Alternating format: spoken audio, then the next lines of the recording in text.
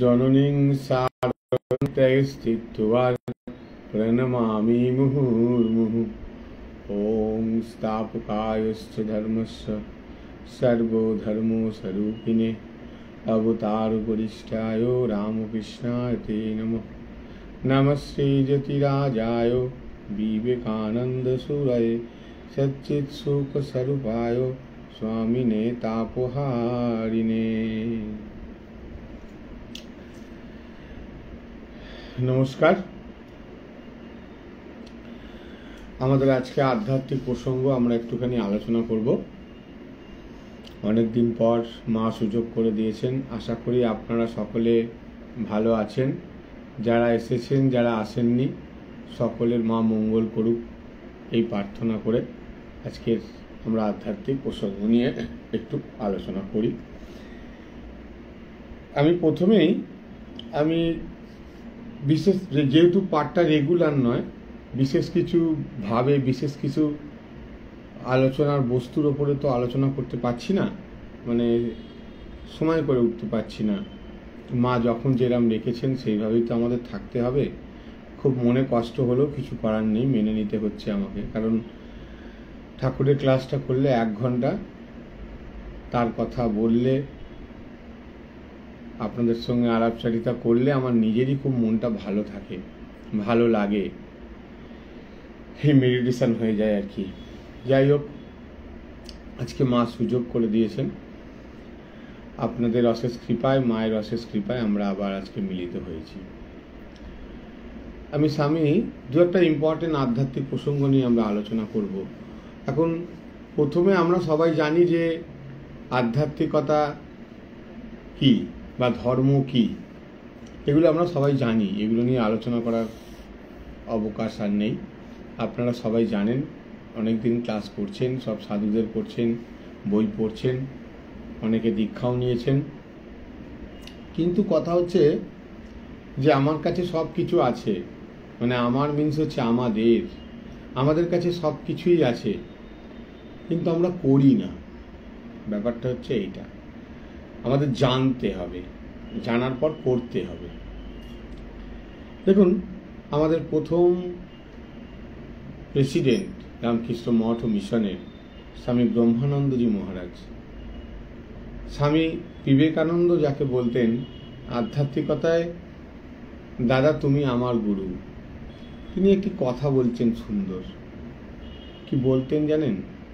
এই আমরা যেমন সব জানি কিন্তু করি না, সেইরকম একটা কথা উনি বলছেন একটা জায়গায়। স্বামী ব্রহ্মানন্দজি মহারাজ বলছেন, ছেলেরা খুঁটি ধরে বোঁ বোঁ করে ঘোরে। আমরা সবাই জানি ছেলেবেলায় আমরা সেই বুড়ি ছোঁয়া খেলতাম, বুড়িকে ছুঁয়ে ঘুরতাম। তো উনি ওরমই বলছেন আর কি, ছেলেরা খুঁটি ধরে বোঁ বোঁ করে ঘোরে, তাতে বেশ মজা পায়। কিন্তু তাদের মন কোথায় থাকে জানিস তোরা? তাদের মনটা পড়ে থাকে কিন্তু ওই খুঁটির দিকে। তারা ঠিক জানে খুঁটিটি ছেড়ে দিলেই পড়ে যাব, আমার লাগবে। খুঁটিটাকে বেশ শক্ত করে ধরে যত ইচ্ছা পাক খাও না, কোনো ভয় নাই।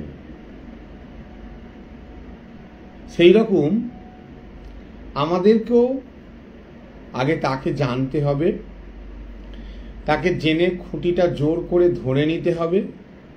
খুঁটি জোর করে ধরে যা যা আমরা করব এই জীবনটায় চলার পথে, সব ঠিক হবে, কখনো বেচাল হবে না।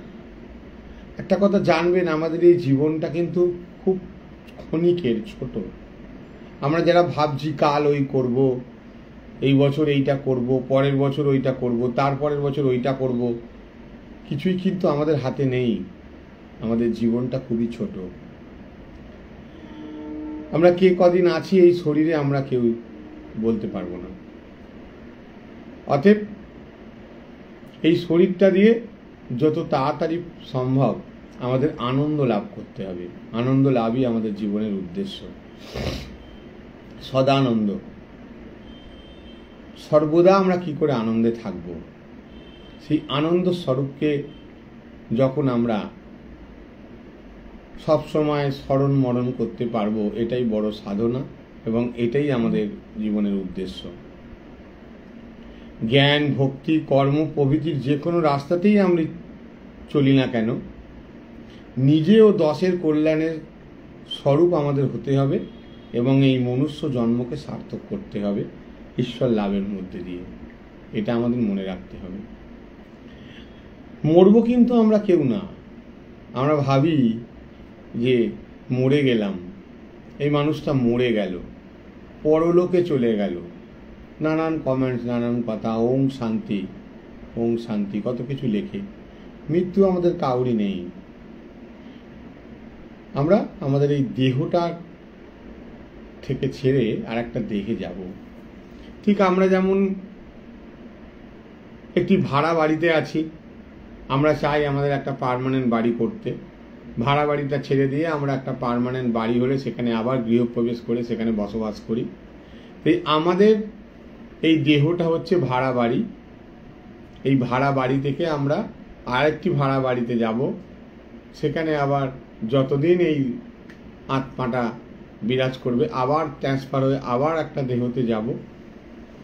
অনেক 83 লক্ষ না 84 লক্ষ জন্ম হবার পর আমরা মনুষ্য জন্ম পেয়েছি।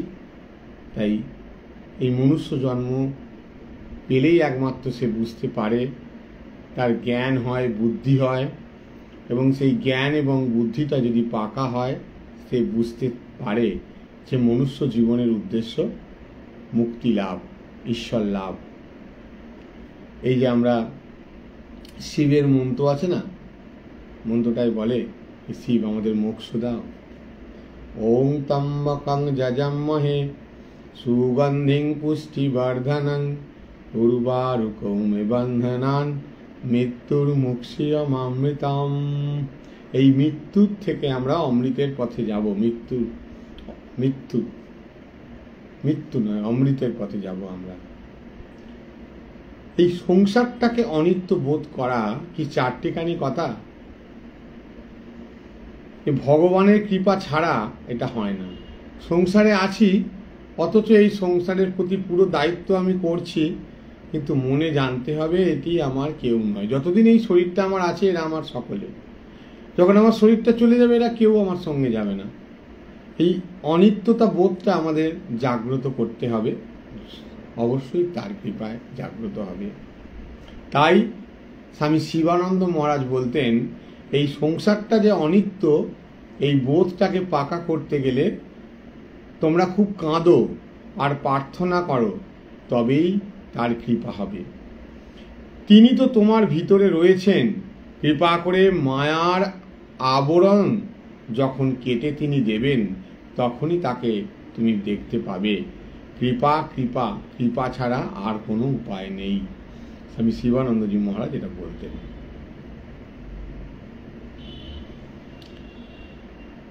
আরেকটি কথা বলি, স্বামী গহনানন্দজি মহারাজের খুব ইম্পর্টেন্ট একটি কথা। শ্রী শ্রী ঠাকুর উনি বলতেন, শ্রী শ্রী ঠাকুর এবং মা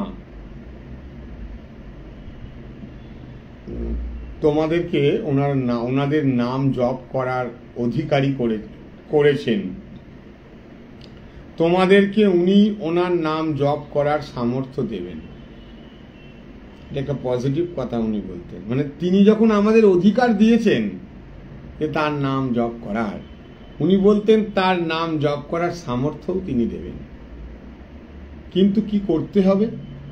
একটা কন্ডিশন তো চাই, বিনা কন্ডিশনে কিছু হয় না। জগতে যাই কিছু করতে যাবেন, সব কিছুতেই দোকানদারি আছে। আপনি দোকান বাজার করতে যান, এই সংসারে থাকুন, বা কোনো শিক্ষকের কাছে পড়তে গেলেও তার ফিস দিতে হয়। আদান প্রদান ছাড়া তো কিছু হয় না। সব কিছুই ভগবান আমাদের দিয়ে করিয়ে নেবেন, ওনার নাম জপ দেন। কিন্তু কন্ডিশনটা একটাই ওনার ওপর। উনি বলছেন কন্ডিশনটা হচ্ছে এই, ওনার ওপর অর্থাৎ ঠাকুর এবং মায়ের ওপর নির্ভর করতে হবে, ভরসা রাখতে হবে। শ্রী শ্রী ঠাকুরের ইচ্ছানুসারে তোমার দীক্ষা, তেমনি ওনার ইচ্ছা অনুসারেও তোমার মনটি নির্মল হয়ে যাবে, যদি তুমি তার ওপর নির্ভর করতে পারো। একান্ত ভরসা করতে পারো যে আমার কেউ নেই, তিনিই আমার একমাত্র সম্বল, অবশ্যই তিনি তখন তোমার ভার নেবেন। কিন্তু কথাটা হচ্ছে যে এই জগতে সত্যকে আশ্রয় করতে, ভগবানকে আশ্রয় করতে কটা লোক চায়? নিজেকে বড়াই করতে, নিজের আমিত্বকে বড়াই করতে, আমি অমুক আমি তমুক, এই চিন্তা ভাবনা করতে করতেই আমাদের এই ছোট্ট জীবনটা শেষ হয়ে যায়। সকলেই কি মনে করে আমি যেটা বুঝি সেটা অভ্রান্ত, সেইটাই একমাত্র সকলের রাস্তা। এই অহংকারে এই যে অহংকার, এই যে ইগো, এই অহংকারে ভুলে আমরা নিজেকে এত বড় একটা আসনে বসিয়ে ফেলি যে অনেক সময় ভগবানের অস্তিত্বও অনেক মানুষ স্বীকার করতে ভুলে যায়। ভুলে গিয়ে বলে এইটি আমি করে দিয়েছি। আমি আর অঙ্কিতা একদিন দাঁড়িয়ে আছি, আমাদের পাড়ায় একটি দুর্গা মঞ্চ আছে। দুর্গা মঞ্চে আমাদের ঠাকুর মা স্বামীজির বাৎসরিক উৎসব হচ্ছিল। যিনি ওই বেদিটা করে দিয়েছিলেন, তিনি একদিন ওনার সব আত্মীয় স্বজন এসছেন উৎসবে। তা উনি বলছেন, এই দেখো দেখো, এই দুর্গা মঞ্চটা আমি করে দিয়েছি, কেরম হয়েছে বলো তো? আমি আর অঙ্কিতা খুব হাসছি। আরে দুর্গা মঞ্চে বসে আছে ঠাকুর মা স্বামীজি, তারা করেছেন তার মঞ্চ। এই দুর্গা মঞ্চে পুজো হয় মা দুর্গার, মা দুর্গা করেছেন, তোমাকে ধন্য করেছে তুমি যেটা করে দিয়েছ। এই যে অহংকার, এই অহংকার করলে কি হয়, আমাদের শেষ পরিণতি খুব খারাপ হয়। এইটা আমাদের যে আমরা যারা ভক্ত, আমরা কি বলবো? আমরা বলবো, দেখো ভগবান কৃপা করে আমাকে দিয়ে এইটি করিয়েছেন, আরো যেন ভগবানের এই কাজ আমরা করতে পারি। এটি আমাদের তফাৎ। এই অহংকারে ভুলে মানুষ নিজেকে এত বড় আসনে বসিয়ে ফেলেছে যে ঈশ্বরকে অসম্মান করছে, বলছে আমি অমুক করে দিয়েছি, আমি অমুক করে দিয়েছি, আমি ওই আশ্রম করে দিয়েছি, এই করে দিয়েছি, সেই করে দিয়েছি। আর স্বামী বিবেকানন্দ পরিব্রাজকের মতন ভারতবর্ষে ঘুরল, ভারতবর্ষের প্রতিটি মানুষের দুঃখ কণায় কণায় অনুভব করল, এবং তিনি বললেন যে ভারতবর্ষে যদি একটি কুকুরও অভুক্ত থাকে, সেটি কোনদিন ধর্ম হতে পারে না। তিনি বললেন, তিনি ওনার চেষ্টাতেই আজকে ঠাকুর মায়ের ইচ্ছায় বেলুড় মঠ স্থাপন হয়েছে, রামকৃষ্ণ মিশনের প্রতিষ্ঠা হয়েছে। কিন্তু উনি বলছেন কি, ওরে কুত্তাকা মাফিক পড়ে থাক প্রভুর দুয়ারে। ওর মধ্যে, স্বামীজির মধ্যে কি এতটুকু দেখতে পাচ্ছি আমরা অহংকার? এতটুকু দেখতে পাচ্ছি না। কিন্তু সাধারণ মানুষ কি বলে জানো? যা বুঝতে পারিনে তা মানিনে, বলে ওইটি আমি করে দিয়েছি, ওইটি আমি করে দিয়েছি, ভগবানের মন্দির আমি করে দিয়েছি, ভুলভাল বকে। একবার ভেবেও দেখে না যে তার বুদ্ধির দৌড় কতটুকু। আজকে তুমি যে জায়গায় বসে আছো, আজ যা ঠিক বলে ধরছো তুমি, কাল তাকে ভুল বলে তোমাকেই ছেড়ে দিতে হবে। এই গ্রাম রোজই আমাদের মনের দেখবেন অদল বদল ঘটে।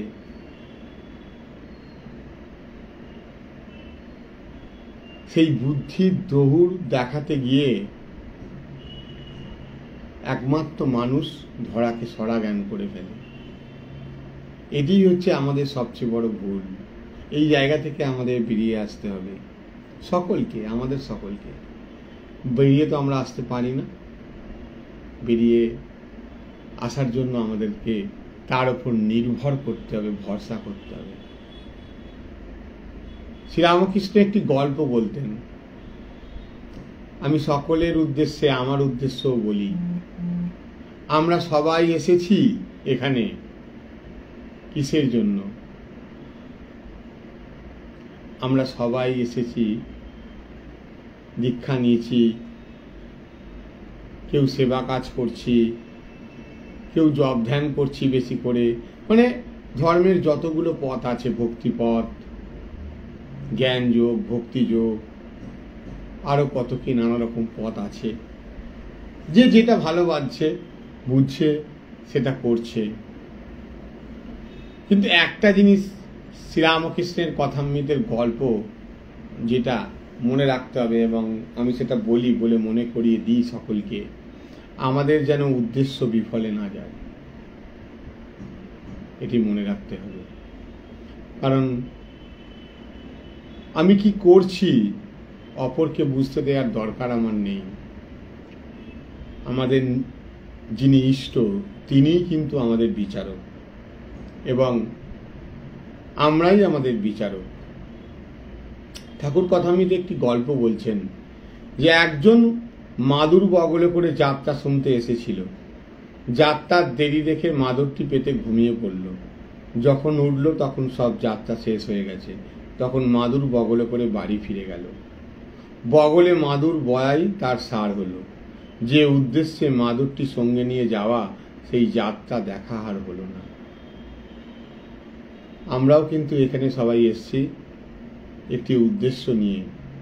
আমরা এই জীবনটা কেউ আগে বুঝেছি, কেউ এখন বুঝছি, কেউ পরে বুঝবো, কিন্তু যখন থেকে বুঝবো তখন থেকে যেন আমাদের আর মাইনাস না থাকে, শুধুই প্লাস হয়। আমরা কেন চেষ্টা করে যাই জীবনকে ঊর্ধ্বগামী করার। যেমন ঝড়ে মেঘ উড়িয়ে নেয়, তেমনি তার নামে বিষয় মেঘ কেটে যায়। ভগবানের নাম যদি আমরা জপ করি, কি হব? আমরা পবিত্র হব। মন যদি না বসে তাহলে কি করব? মন না বসলেও আমাদের জপ থেকে, তার নাম থেকে, তার স্মরণ মরণ থেকে সরে গেলে হবে না। করতে করতে করতে মন আপনিই স্থির হয়ে যাবে। বাতাস থাকলে প্রদীপের শিখা স্থির থাকে না। কামনা বাসনা থাকলেও কখনোই আমাদের মন স্থির হবে না। অতএব কামনা বাসনা আমাদের প্রত্যেকেরই আছে, কামনা বাসনার জন্য আমাদের মন স্থির হয় না।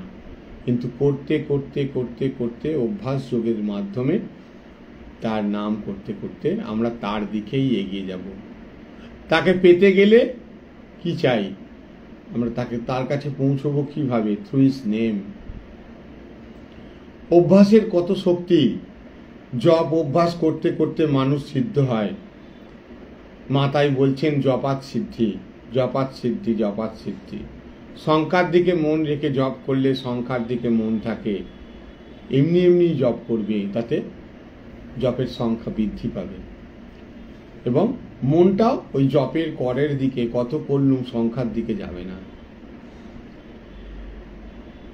বলুন তো কত সৌভাগ্য আমাদের যে আমরা এই মনুষ্য জন্ম পেয়েছি। খুব করে ভগবানকে আমাদের ডেকে যেতে হবে।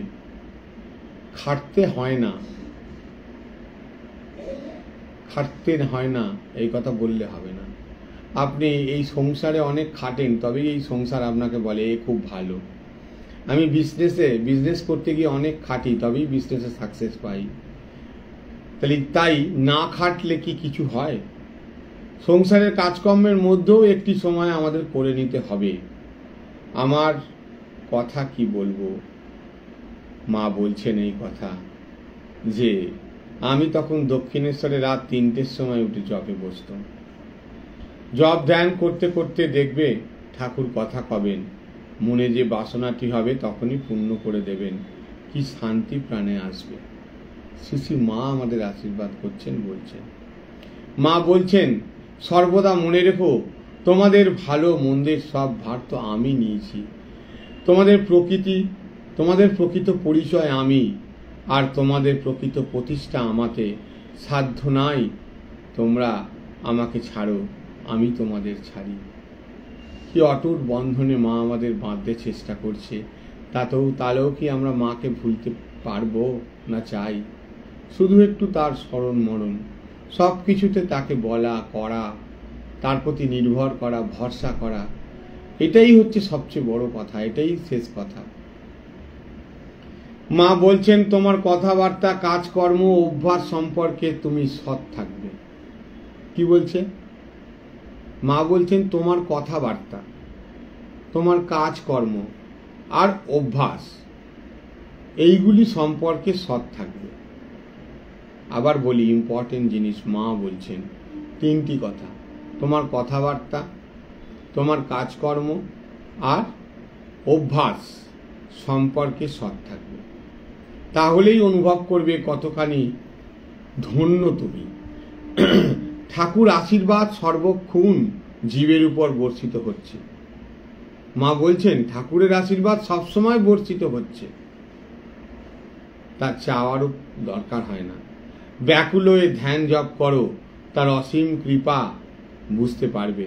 ভগবান চান ঐকান্তিকতা, সত্যবাদিতা, ভালোবাসা। মানে ভগবানের আশীর্বাদ সকলেরই ওপরই বর্ষিত হচ্ছে, কেউ বঞ্চিত নয়। কিন্তু ভগবানকে স্মরণ মরণ করছে, ভালোবাসছে, তার উপর নির্ভর করছে, তার উপর ভরসা করছে যতজন, তারা তার কাছের। ধরুন একটা জায়গায় যদি আগুন লাগে, সেই আগুনের তাপ কি কেউ ধরে রাখতে পারবে? সেই আগুনের তাপ কেউ ধরে রাখতে পারবে না। আগুন কিন্তু ছড়িয়ে যাবে। সেই আগুনের তাপের সামনে যে যাবে সেই তাপ পাবে, ওখানে কোনো বিচার থাকবে না। এই হিন্দু, এ মুসলিম, ও খ্রিস্টান, ও বৌদ্ধ, এ সুন্দর, ও অসুন্দর, এ ছেলে, এ মেয়ে, এ বাচ্চা, এ বুড়ো, কোনো বিচার নেই। যে যাবে সেই আগুনের তাপ পাবে। এই যে ধরুন একদিন দুদিন ছাড়াই আমাদের রাত্রিরে একটা সুন্দর গরমের উপর একটা সুন্দর বৃষ্টি দিচ্ছে ভগবান। কি দিচ্ছে? একটা বৃষ্টি হচ্ছে। সেই বৃষ্টিতে কি হচ্ছে না, এই জগৎ ঠান্ডা হয়ে যাচ্ছে। আচ্ছা বলুন তো, এই জগতে বৃষ্টিটা যে হচ্ছে, এখানে কোনো বিচার করে হচ্ছে? কোনো জাত ধর্ম দেখে হচ্ছে? দেখুন গাছপালা তারাও বঞ্চিত হচ্ছে না। আমরা সাধারণ মানুষ, কে ভক্ত কে অভক্ত, কে চোর কে ডাকাত, কে ভালো কে মন্দ, কে হিন্দু কে মুসলিম, কে খ্রিস্টান কে বৌদ্ধ, আরে সকলেই সেই একই ঈশ্বরের সন্তান। একই ঈশ্বরকে কেউ বলছে গড, একই ঈশ্বরকে কেউ বলছে আল্লাহ, একই ঈশ্বরকে কেউ বলছে ভগবান। কেউ বলছে একটু জল দাও না খাবো, কেউ বলছে একটু পানি দে না খাবো, কেউ বলছে গিভ মি ওয়াটার। একই তো, বস্তু তো এক, সেই জল, খাবার জল। তাই তার কাছে কোনো বিচার নেই। আমাদের বিচার হচ্ছে আমাদের বুদ্ধিতে। যার বুদ্ধি শার্প, যার বুদ্ধি যত বেশি, সে জানে যে জগতে যা কিছু হচ্ছে সবটাই খেলা, খেলা ছাড়া আর কিছু নয়। খেলা শেষ, আমাদের এই শরীরটাও শেষ। আমরা আগুনে ভস্মীভূত হয়ে যাব, মিলিয়ে যাব, ধোঁয়া হয়ে মিলিয়ে যাব। শেষ কথা মা বলে দিয়েছেন, এই দেহটা দেড়ছে ছাই বই, আর কিছু নয়। তুমি যেই হও না কেন, তুমি জজ হও, তুমি উকিল হও, তুমি পুলিশ ইন্সপেক্টর হও, তুমি চিফ মিনিস্টার হও, তুমি যেই হও, তুমি দেড়ছে ছাই বই, আর কিছু নয়। অহংকার অহংকার অহংকার না কোনি, একদমই না। এই জগতের জন্য আমরা যেটুকু কাজ করে যেতে পারবো, ভগবান আমাদেরকে যাকে যতটা সামর্থ্য দিয়েছে ততটাই আমরা সঙ্গে করে নিয়ে যাব, বাদ বাকিটা কিছুই নিয়ে যাব না। এই জগতে ফিরে ফিরে আসতে হবে। আমি এর আগে কত জন্ম আগে কত পশু পাখি জন্তু কুকুর বাঘ সিংহ হয়ে জন্মেছি। অনেক পুণ্য কর্মে হয়তো কয়েকটা জন্ম মনুষ্য জন্ম পেয়েছি। এই আস্তে আস্তে উন্নত মনুষ্য জন্ম পাচ্ছি।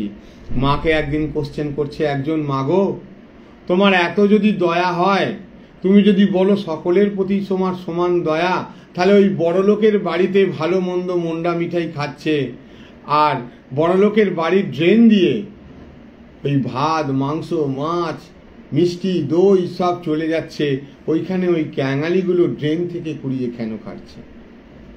মা বলছে আমি কি করব বাবা, সব কর্মের ফল। ওর আগের জন্মের কর্মেও আজকে এইটা পেয়েছে, আর ওর আগের জন্মের কর্মেও লোকের থেকে এত চুরি, জোচ্চুরি, ডাকাতি, রাহাজানি, লোককে খেতে দেয়নি, মেরে লোকের টাকা মেরে মুড়ে খেয়েছে, তাই আজকে ওর কর্মফলই। মা তো কিছু বলেনি, আমি বললাম, মানে মা এক কথায় বলছেন কর্মফলে। তাহলে কর্মফল নিশ্চয়ই এমন করেছেন, এমন লোককে খেতে দেয়নি বা এমন কিছু করেছে তাকে আজকে জেল থেকে তুলে খেতে হচ্ছে।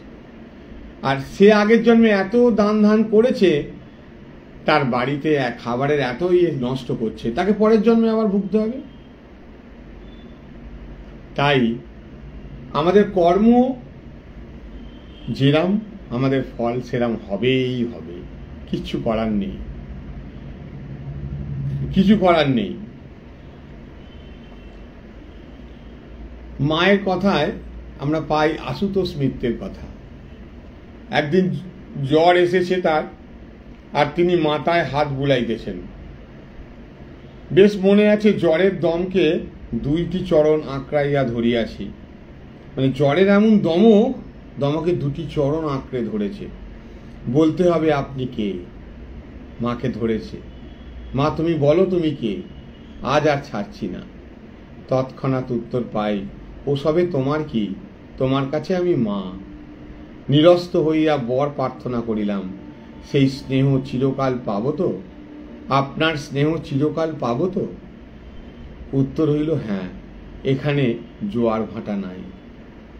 তার মানে মায়ের কৃপা সবসময় বর্ষিত হচ্ছে, জোয়ার এলে বেশি, ভাটা এলে কম, তা নয়। তাহলে আমি যেটা প্রথম থেকে বলতে চাইছিলাম মহারাজদের কথাগুলো, সেই একই কথা। কিন্তু মায়ের কৃপা থেকে আমরা বঞ্চিত হব না কখন, এটাই কোশ্চেন। আমরা মনে করছি পাচ্ছি না, কেন? চা পাতা নেই, চা করব কি করে? সকালবেলা উঠে গিন্নিকে বললাম চা দাও, বললো চা পাতা নেই, চা করব কি করে? শুধু দুধ ফুটিয়ে দিলে বলবে দুধ, আর জল ফুটিয়ে দিলে বলবে জল। চা পাতা নেই, চা হবে কি করে? তেমনি ভগবানের ওপর ভরসা, বিশ্বাস, নির্ভরতা না হলে তার কৃপাটা পাবো কি করে? এটি মনে রাখতে হবে, এটি বড় জিনিস, তার উপর ভরসা করা। তুরীয়ানন্দজি মহারাজ বলতেন, তার কাছে প্রার্থনা করবে, প্রভু তোমাকে যেন না ভুলি, এমন কাজ দিও না যাতে তোমায় ভুলে যাই, যেখানেই রাখো তোমায় মনে মনে যেন সর্বদা ডাকতে পারি। বলো না আমায় এই দাও ওই দাও, এটা সকাম আমার, এটা ইচ্ছা করছে, ওটা ইচ্ছে করছে। এতে আমাদের আমি এসে পড়বে। কেউ কেউ কাজে ভয় পায় এবং বলে কাজ যেন না করতে হয়, তাতে গাঁট থেকে যাবে, ওতে মতলব থেকে যাবে। তার কাছে ভক্তি প্রার্থনা করবে, এছাড়া আর কিছু প্রার্থনা করবে না। আর তিনি যা করাবেন তার জন্য নিজেকে সবসময় প্রস্তুত তুমি থাকবে। বলবে সব অবস্থায় তোমায় যেন মনে থাকে, যা কাজ তুমি আমায় দেবে তাই যেন আমি সদা সর্বদা তোমার ভক্ত হয়ে মন দিয়ে করতে পারি, কিন্তু তোমাকে না ভুলি। সব কাজ আমি যেন করতে পারি, কিন্তু তোমাকে না ভুলি। সর্বদা যেন যে কোনো কাজের মধ্যে ভাবি যে আমি তোমার সঙ্গ করছি। আমরা স্বামী তুরীয়ানন্দজির স্মৃতিকথায় এটি পাই। আবার আমরা যদি দেখি স্বামী শারদানন্দজি ঠাকুরকে যেভাবে দেখেছে ব্যাখ্যা করছে, বলছে গৃহস্থের জীবনযাপন করতে কি তত্ত্বজ্ঞান লাভ সম্ভব? অনেকে মনে করে যে বিয়ে করে সংসার করলে আত্মসংযম অভ্যাস করা অসম্ভব। এটা সম্পূর্ণ মিথ্যা।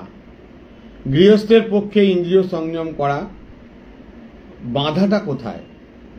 শ্রীরামকৃষ্ণ বলতেন মন আর মুখ এক করলে সবকিছুই লাভ করবি। এটা শুধু ইন্দ্রিয় সংযমের জন্য সীমাবদ্ধ রাখিসনি। আরো অনেক উৎকৃষ্ট গুণাবলী তোদের জীবনে প্রতিফলিত হবে। ঈশ্বর দর্শন আমাদের কেন হয় না? তাহলে আমাদের অহংকার, আর কিচ্ছু নয়। যতই অহংকারের নাশ হবে ততই আমরা ঈশ্বরের সমীপে অগ্রসর হব। যদি আমরা একেবারে অহংকার নাশ করতে পারি তাহলে মুক্তি আমাদের করতলগত। যতই তোমার মন ঈশ্বরে নিমগ্ন হবে ততই তার সমীপে, তার কাছে তুমি যেতে পারবে, তাকে লাভ করবে। আমাদের প্রথম কর্তব্য হচ্ছে, স্বামী বিবেকানন্দ তাই বলছে, আমাদের প্রথম কর্তব্য হচ্ছে নিজেকে ঘৃণা না করা। উন্নত হইতে হইলে প্রথমে নিজের উপর, তারপর ঈশ্বরের উপর বিশ্বাস আবশ্যক। যার নিজের উপর বিশ্বাস নাই তাহার কখনোই ঈশ্বরে বিশ্বাস আসিতে পারে না, কখনোই পারে না। আমাদের মনে বারবার বিকার ওঠে না, আর মনে বিকার যখনই উপস্থিত হবে তখনই ঠাকুর ঘরে গিয়ে শ্রী ঠাকুরের কাছে ব্যাকুল হয়ে প্রার্থনা করতে হবে আমাদের, ঠাকুর আমায় উদ্ধার করো, কত পাপী তাপীকে তুমি উদ্ধার করেছো, আমাকেও উদ্ধার করো। উদ্বোধনের বাড়িতে একবার শ্রীযুক্ত রাজেন্দ্র মুখোপাধ্যায়ের সঙ্গে শ্রী মাকে দর্শন করতে গেছি। মাকে প্রণাম করার পর মা করজোড়ে ঠাকুরের কাছে প্রার্থনা করলেন, ঠাকুর এদের সকল বাসনা পূর্ণ করো। তখন ভক্তটি বলে উঠল, মা সে কি মা, সকল বাসনা পূর্ণ করলে তো উপায় নেই, মনে তো আমাদের অনেক কুবাসনাও রয়েছে। মায়ের কি হাসি! শ্রী মা হাসতে হাসতে বললেন, তোমাদের সে ভয় নেই, তোমাদের যা দরকার, যাতে তোমাদের ভালো হয় ঠাকুর তাই দেবেন, তোমরা যা করছো করে যাও, ভয় কি? ঠাকুর আছে, আমি আছি, চিন্তা করো না। যে বাসনায় মঙ্গল হবে সেই বাসনাটি পূর্ণ হবে। আমাদের মা তার এক ভক্ত সন্তানের প্রাণের ব্যথা নিবারণের জন্য তাকে প্রদত্ত অভয়বাণীতে বলেছিলেন, ভয় কি বাবা, তোমরা এত ভাবনা চিন্তা করো কেন, ভয়ের কি আছে? এটা কিছুতেই বারবার একই কথা, একই জিনিস মহারাজরা সব জায়গায় সব পাঠে বলছেন শেষমেশ, কিন্তু কেউ আমরা বিশ্বাস করতে পারছি না এটাকে, কেন কি জানি। মা যে বলেছেন যে ছায়া কায়া এক, মা যে বলেছেন যে আমার সন্তানের ক্ষতি করবে, এটা বিধির সাধ্য নেই। এই যে মায়ের যে অভয় বাণীগুলো আমরা কিছুতেই যেন বিশ্বাস করতে পারছি না। বিশ্বাস করছি আবার মনের মধ্যে সংশয়ও করছি। এই জায়গাটা কিছুতেই ঘোচানো যাচ্ছে না।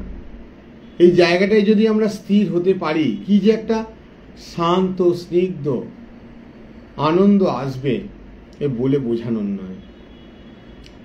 এটা চাই, এটাই আসল কথা। এই যে মা বলছে, আমরা ভাবছি মা বলছে, এটা মায়ের কথা। মায়ের কথা মানে একটা বই, মায়ের কথা মানে মা বলেছে। আরে এটা যে সত্যের সত্য আমরা বুঝতেই চাইছি না। বারবার 14 মন্দিরে ছুটছি, বারবার এদিক ওদিক ছুটছি। মা বলছেন ভয় কি বাবা, আমরা জীবনে কি চাই? জীবনে তো চলতে গেলে, জীবনে চলার পথে আমরা ছোটবেলায় যখন জন্মেছি, জন্মানোর পরে কি আমরা ছুটেছি? মায়ের কোলে জন্মেছি, মায়ের কোলে দুধ খেয়েছি, হামাগড়ি দিয়েছি, উঠে হাঁটতে হাঁটতে শিখেছি, হাঁটতে হাঁটতে কতবার পড়ে গেছি, টলমল করেছি, মা বাবার হাত ধরে হেঁটেছি, তারপরে তো আস্তে আস্তে ছুটেছি। যখন ছুটতে শুরু করলুম জীবনের দৌড়ে, দেখলুম বাবারে বাবা, ছোটবেলাটাই ঠিক ছিল। মায়ের ওপর বাবার ওপর নির্ভর করে থাকতুম, খিদে পেলে চ্যাঁক কাঁদতুম, মা এসে খাইয়ে দিত দুধ। সেটাই মা বলছেন, ভয় কি বাবা। আমরা ছোট্ট শিশু মায়ের কাছে, ভয় কি বাবা, তোমরা এত কেন চিন্তা করছো? ভয়ের কিছু নেই। তোমরা সাধন ভজন আর কি করবে? আমিই তো তোমাদের জন্য করছি। তোমরা যে যা খুশি করো না কেন, শেষকালে ঠাকুরকে আসতেই হবে তোমাদের নিতে। তাকে বিশ্বাস করো, তাকে ভগবান বলে বিশ্বাস করো, সে সব কিছু সে পারে এই বলে বিশ্বাস করো। তিনি নিজে মুখে বলেছেন, যেই রাম যেই কৃষ্ণ সেই যুগে শ্রীরামকৃষ্ণ, তার মুখের কথা তোমরা বিশ্বাস করো। শেষকালে ঠাকুরকে যে তোমার আসতেই হবে, ঠাকুর কথা দিয়েছে তোমাদের নিতে, আসতেই হবে। মা বলছেন, দেখো একটা কথা বলি, স্মরণ মরণ রাখলেই হবে। সর্বদা মনে রাখবে তোমাদের পেছনে একজন আছেন, তিনি সর্বদাই রক্ষা করবেন। মায়ের এই অভয় বাণী আমাদের সম্বল, শান্তি, সান্ত্বনা। আমাদের সকলের দুঃখ যে আছে, প্রত্যেকের মধ্যেই কিছু না কিছু একটা দুঃখ আছে। আপনি মনের মতন, কেউ কোনোদিন মনের মতন কিছু পায়নি এ জগতে। সেই দুঃখের মহা ঔষধ হচ্ছে এই মায়ের কথাগুলো, মায়ের এই অভয় বাণীগুলো। বাণী বললে আমার কিরাম কিরাম লাগে। মা তো আপনার মা, মা তো আমাকে বলছে এই কথাগুলো। আমি কেন এই কথাগুলো বিশ্বাস করতে পারছি না? আর শেষের দিনে স্বামীজিকে চাই। লাস্ট একটি ঘটনা বলে আমি আমার পাঠ শেষ করছি। স্বামীজি এসে দাঁড়াবে, এই কাজ যদি করা যায়, যদি কিছুই না পারি, আমরা জব ধ্যান করতে না পারি, তপস্যা করতে না পারি, কেদার বুদ্ধি যেতে না পারি, অনেক দুঃখ থাকে মানুষের মনে। আমি ওইখানে যাইনি, আমি বেনারস যাইনি, আমি এই করিনি, আমি সেই করিনি, সংসারের কাজে সারাদিন যুক্ত। ঠিক আছে, আমরা সবাই জানি স্বামী পূর্ণানন্দজি মহারাজ রহরা রামকৃষ্ণ বালক যে রামকৃষ্ণ মিশন তার প্রতিষ্ঠাতা। অনাথ আশ্রমটি অ্যাকচুয়াল তিনিই করেছিলেন। তখনকার ভাইস রয় লর্ড ওয়েভেল এর স্ত্রী একদিন এলেন অনাথ আশ্রম পরিদর্শনে। তিনি জিজ্ঞাসা করলেন পূর্ণানন্দজিকে, স্বামীজি কি হলে তুমি মনে করবে যে তোমার কাজ সার্থক হলো? মানে স্বামী পূর্ণানন্দজিকে কোশ্চেন করছে যে কি হলে আপনার মনে হবে যে আপনার জীবন সাকসেস হয়ে গেল?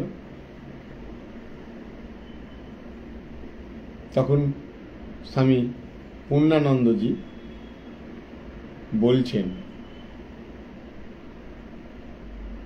যে what is the standard of your success?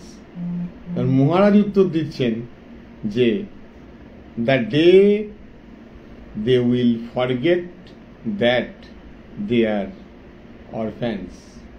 অর্থাৎ যার বাংলা হচ্ছে, এই ছেলেরা যেদিন ভুলে যাবে যে তারা অনাথ, সেদিন মনে করব যে আমার কাজ সার্থক।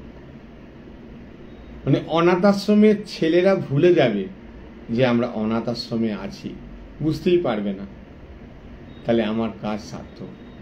আমরাও তো অনাথ। যেদিন আমরা মনে করব আমার মা আছে, ঠাকুর আছে, আমার ভয় কি, সেদিন আমরা আর অনাথ নই। যার ভয় আছে, যার দুঃখ আছে, যে মনে করছে আমি বিনাশ হয়ে যেতে পারি, পড়ে যেতে পারি, সেই অনাথ। এই অনাথ আশ্রমের বাচ্চাগুলোর যেন না ভাবে যে আমি অনাথ। তাই মহারাজ বলছেন যে the day they will forget that they are orphans. এই ছেলেরা যেদিন ভুলে যাবে যে তারা অনাথ, সেদিন মনে করব যে আমার কাজ সার্থক। কোনো বালককে অনাথ বলে সম্বোধন করলে পূর্ণানন্দজি অত্যন্ত ব্যথিত হতেন। এহেন যার ভাব সেই পূর্ণানন্দজি একদিন মনে হলো যে আমি অনেক সেবা করেছি, ঠাকুরের কাজ, স্বামীজির কাজই শুধু করে গেছি, কিন্তু কোনো সময় উত্তরকাশী, ঋষিকেশ, গঙ্গোত্রী, যমুনোত্রী গুহায় গিয়ে ধ্যান, তপস্যা, সমাধি চিন্তা তো করিনি। দিনের পর দিন বসে বসে সারাদিন জপ ধ্যান তো করিনি। জীবনের শেষ মুহূর্তে কি হবে এ তো আমি কোনোদিন ভাবিনি। মহারাজ ভাবছেন মনে মনে। জীবন সাহান্যে এই শঙ্কা তাকে উদ্বেলিত করছে। একদিন দুপুরবেলা তিনি গেলেন স্বামী মাধবানন্দজি মহারাজের কাছে। তিনি তখন বেলুড় মঠের অধ্যক্ষ। মহারাজ অর্থাৎ পূর্ণানন্দজি কে খুবই স্নেহ করতেন তিনি। তাকে পূর্ণানন্দজি জিজ্ঞাসা করলেন, মহারাজ, ঠাকুর স্বামীজির সেবা তো অনেক করেছি, কিন্তু আজ যেন কোথায় একটা শূন্যতা, নিরাপত্তার অভাব বোধ করছি। আমি তো কোনো গিরি গুহা বনে জঙ্গলে তপস্যা করিনি। জীবনের শেষ প্রান্তে এসে মনে হচ্ছে এখন আমার কি হবে। মাধবানন্দজি মহারাজ আমাদের তখন রামকৃষ্ণ মিশনের প্রেসিডেন্ট, তিনি বলছেন, পূর্ণানন্দ, তুমি এত অনাথ ছেলেকে শিক্ষার আলো দিচ্ছ, তাদের মুখে তুমি অন্ন দিচ্ছ, আর শেষ মুহূর্তে স্বামীজি আসবেন না, এ কখনো হতে পারে? অবশ্যই আসবেন। মহাপুরুষের বাক্য সত্য হয়েছিল। একেবারে শেষ মুহূর্তে শরীর যাওয়ার আগে পূর্ণানন্দজির সেবককে বলেছিলেন, এই উঠে দাঁড়া, ঠাকুর মা স্বামীজি এসেছেন, দেখতে পাচ্ছিস না তোরা, বসবার আসন দে। তারপর তাকে ধ্যান মুদ্রায় বসিয়ে দিতে বললেন। এই অবস্থায় তার চোখ দুটি বিস্ফোরিত হলো এবং তার শরীর ত্যাগ হলো। এটি লিখেছেন স্বামী সুবীরানন্দজি মহারাজ, বর্তমান প্রেসিডেন্ট, বর্তমান জেনারেল সেক্রেটারি জিএস মহারাজ, সুবীরানন্দজি মহারাজ। আজকের মতন এইটুকুই রইল। সেবা কাজ সবচেয়ে বড় কাজ। তাই ঠাকুর বলেছেন জীব ইকুয়াল টু শিব। জীব আর শিবের মধ্যে কোনো পার্থক্য নেই। প্রতিটি জীবই তার কৃপা পাচ্ছে। কেউ বুঝতে পারছে, কেউ বুঝতে পারছে না। সকলে ভালো থাকবেন। ঠাকুর মা স্বামীজির কাছে প্রার্থনা করি আপনারা সকলে অনেক অনেক ভালো থাকুন। আপনারাও প্রার্থনা করবেন আমরাও যেন ভালো থাকতে পারি ঠাকুর মা স্বামীজি এবং সকলকে নিয়ে। আবার যেন ঠাকুর তার পাঠ করায় সুযোগ করে দেয়, সেই প্রার্থনাও করবেন। জয় ঠাকুর, জয় মা, জয় স্বামীজি। ওং শান্তি, ওং শান্তি, ওং শান্তি। শ্রীরামকৃষ্ণার্পণমস্তু।